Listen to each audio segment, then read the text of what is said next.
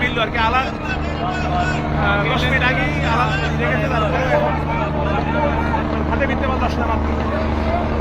Rail line ছাড়লো বাসাপট্টা থেকে, তারপরে আসলে মাত্র ঘাটে ফিরতে পারলো। 10-15 মিনিট আগে আলাদ লাগিয়ে রেখেছিল, 2:15-তে ঘাটে এসেছিল। 2:15-তে ঘাটে এসেই আলাদ লাগিয়ে রেখেছিল, কিন্তু ভিড়তে পারলো মাত্র 2:30-এ। 3:10 সরে যাবে, 3:10 সরে যাবে দেখতে পাচ্ছেন। এবং রেল লাইন ভেঙে দিচ্ছে, দেওয়ার পরেই আসলে সম্ভব হলো এর ঘাটে ফেরা।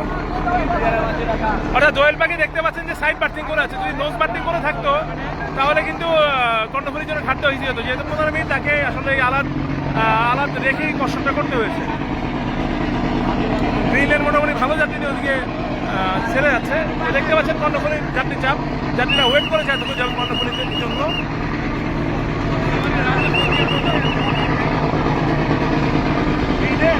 এবং অল্প কিছু যাত্রী এসেছিল, তারাও নামতে যথেষ্ট বেগ পেতে হচ্ছে তাদের।